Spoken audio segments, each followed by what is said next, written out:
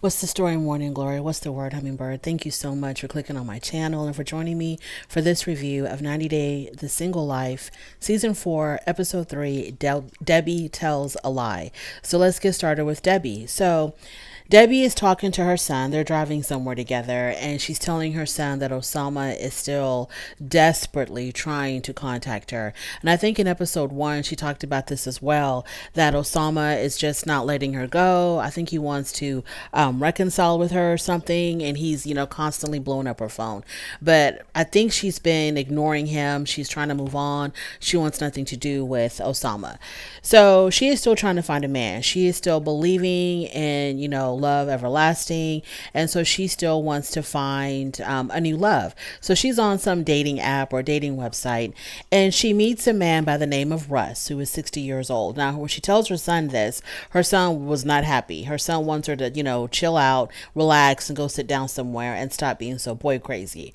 But Debbie doesn't want to be alone, and she wants to find love. And so she hooked up with this guy named Russ online, and she told him that she was 57 years old when she's actually 67. And the reason why she lied about her age is because she said that there'd be better prospects for her finding a man if she shaves off 10 years from her age, and that no man is going to want to date a 67-year-old woman. If they only knew how much life Debbie had.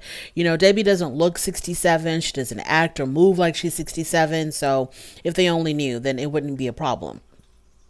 She says that she really hates the fact that she has to lie about her age, but she's got to do what she's got to do to get a man.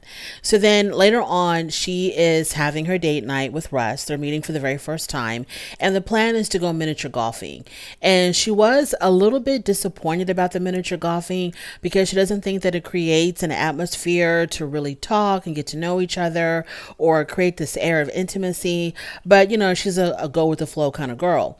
So she shows up in her mini silver dress, like metallic silver dress, with a metallic silver jacket and metallic silver boots. So she did not come to play around. And he actually liked her outfit. We get to see Russ. We meet Russ, and he told her that she looked really nice and that he really liked her silver boots. So they do the whole golfing thing, and then the whole entire time, Debbie, her guilty conscience is really bothering her because she hates the fact that she lied about her age. So when they finally get to sit down and talk over drinks, she confesses to him. She says, "I have a confession for you." And he's like, "Okay, what's going on? What is it?" And she tells him that, "I'm not 57, I'm actually 67.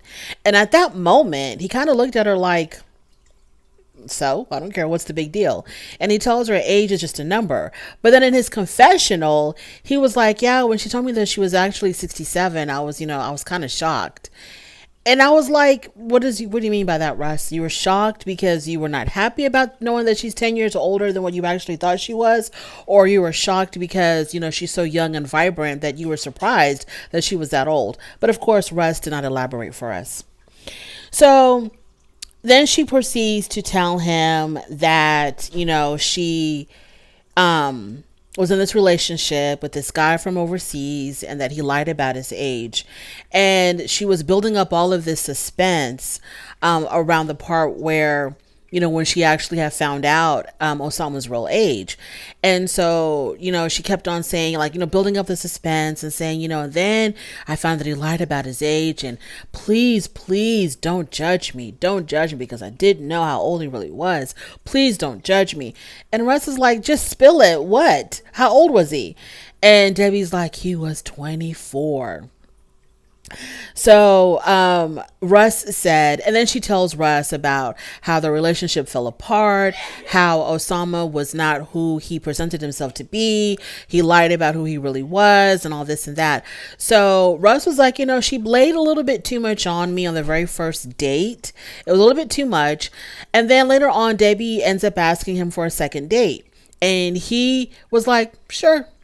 And I just kind of felt like, Russ really wasn't enjoying Debbie's company. Unless, Russ is just a very reserved kind of guy.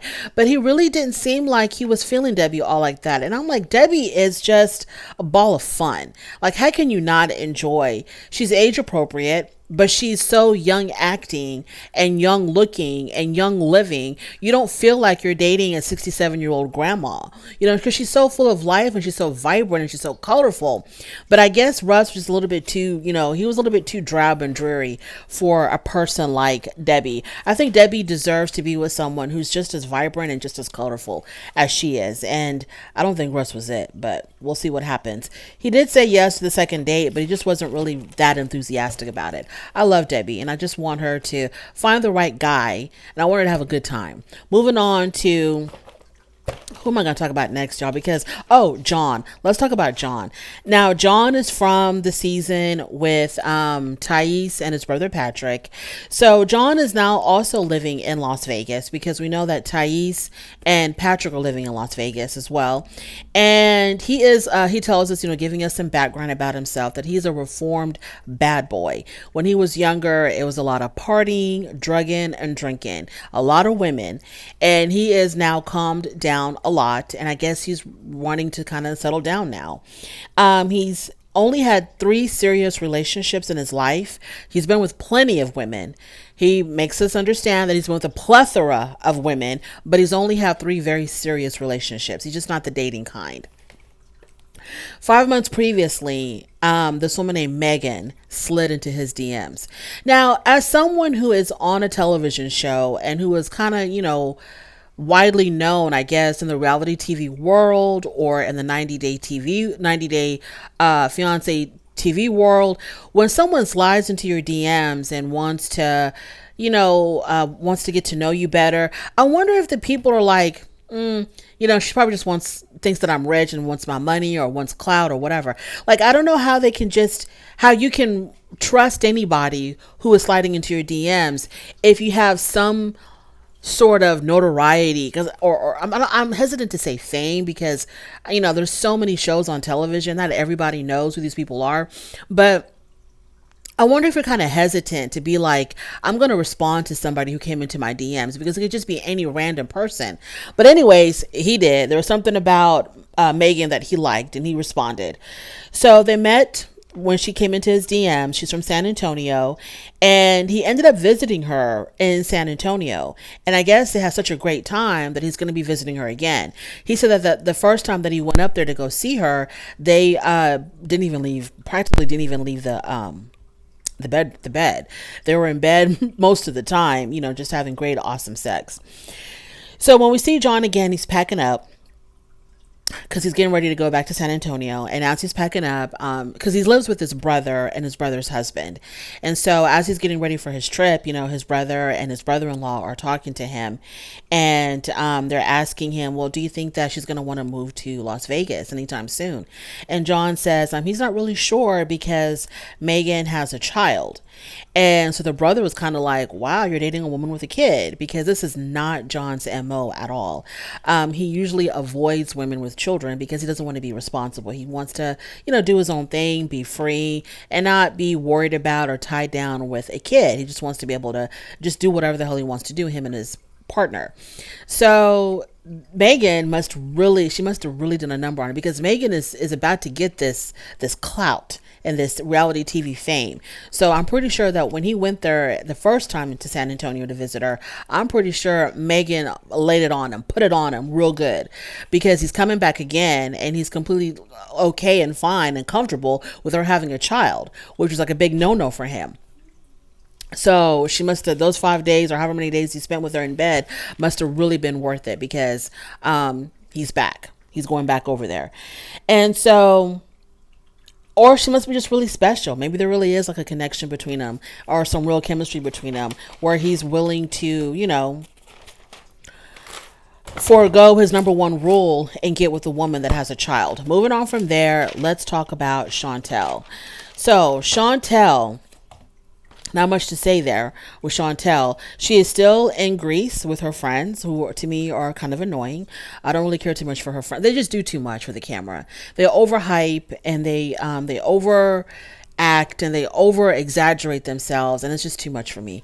And Shantel also is just, nothing about Shantel or her friends is sincere. Everything is done for a show, for camera, for entertainment. And it's so forceful and so overly done and overly produced. I'm sick of it. So the guy that she met at some bar has invited her to his hometown, her and all of her friends to his hometown. I don't know to do what. I don't know if it's a party or to stay there for a few days. I don't know. So they're all getting ready. They get packed up to go. And on their way there, it's a 4-hour drive to this guy's hometown. On their way there, and they're realizing that they're kind of short on time because they're not going to have enough time for her to get all spruced up for him. So they decide to get her ready in the car.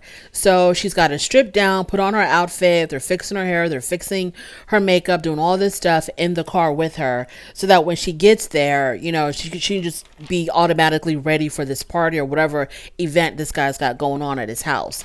So that's all there is to say about Shantel. Shantel just does the most. And then in her confessionals, y'all, I forgot that and I mentioned this before, the way she talks in her confessionals is just too much. It's too much for me.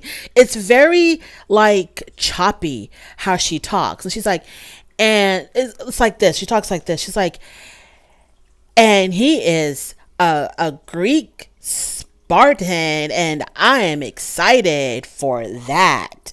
Like, why are you talking like that, Shantel? Like, what is going on? It's like she's reading cue cards or something. Moving on from there, let's talk about Tim. So Tim, when we see him, he's getting all spruced up for his date with Louisa. Now, Louisa was someone that he had connected with on some dating app a while ago, and they never hooked up or saw each other in person because I guess they met other people or whatever. And they reunited at the singles mixer, and they decided to go out on a date. She's Hispanic, she's Colombian, so, you know, at the mixer, she was probably like the only woman of color there, and it's just coincidental that, you know, because he loves Latin women, that in this sea of Southern white women, he ends up, you know, running into the one Latino woman there. So now they're about to go on their very first date. They're going to go play croquet. Or was it croquet or croquette? So Tim tells us that the reason why he loves Latino women is because, you know, the language, the culture, and plus he says that they're more feminine than American women. And I really needed Tim to expound on that. I needed to get more information on that, but we didn't. So they're playing croquette or croquet, and Louisa tells us that she's feeling like there is a definite connection between her and Tim. And she's in love with his green eyes. And Tim asked her something about what do you feel or how do you feel about PDA, public display of affection. And Louisa says, oh, I love it. You know, I want you to kiss on me, touch on me all the time. I love it. In fact, I want to show you how much I love it. And she kind of was like moving in for a kiss. And, you know how Tim is. He was like, nope. Mm-mm. So he tells her, I'm too sweaty. You don't want to get close to me because I'm too sweaty. But in reality, Tim is just not, you know, he doesn't want to dive in. I remember when he was on 90 Day Fiance and he had gone to, I think it was Colombia to meet a woman. I don't think they ever got intimate. And I think that was whoever he went to go meet in Colombia. I remember her having an issue with that. Like she was ready to get down and dirty with them. And he didn't want to. He was really hesitant about it. And he says that, you know, he doesn't move fast. He moves slow when it comes to like physical contact with other people. So like kissing and having sex, all of that, he's not going to rush into it. He's going to take his time. And I need Veronica to give us more information on that, because I can't imagine him and Veronica ever like sleeping together. Like I just can't imagine that at all, because Tim is so like anti-physical touch. I don't know what Tim's deal is. There's a lot of rumors about him, a lot of speculation about him. I don't know exactly what his deal is, but he's not even into kissing, like without knowing you for 10 years and him doing a full background medical check on you. He has to have your full medical records and figure out where you've been and who you've touched for the past 20 years before he even lays his lips on you, it seems like. I don't know. But I feel kind of bad for the girl, because she was like wanting to kiss him and he was like, oh, nope, get away from me. So, yeah. Yeah, he says he moves real slow in that department. I want to know, like, I need Veronica to give us the deets. Give us the details on you and Tim's love life, Veronica. I want to know. Moving on to Natalie. Not much was going on there. So Natalie has finally found a home. She's no longer unhoused.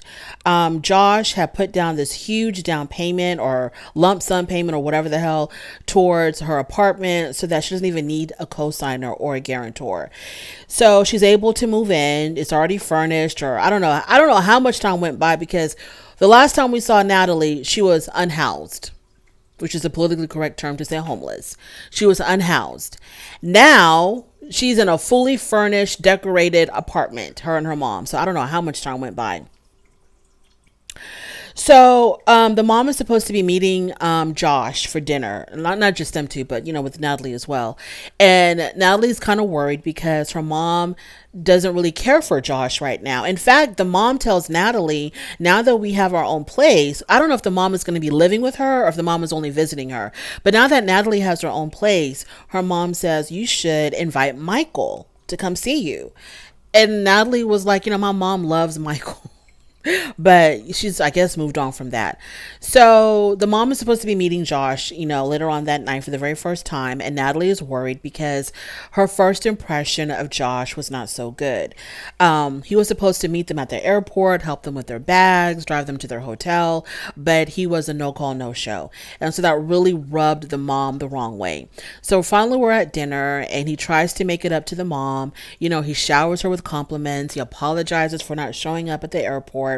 And, they have a really good conversation. And I guess everything went well with that. So I guess the mom, she's kind of warming up to Josh. And he doesn't seem as bad as she thought he was.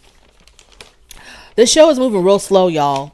It is moving really slow, but whatever. We'll see where it goes. I don't know if I'm going to stick around to the end, but we'll see. Thank you so much for joining me. I really do appreciate it. On your way out, please don't forget to rate the video if you like this content, subscribe to my channel, and I'll definitely talk to you later. Bye.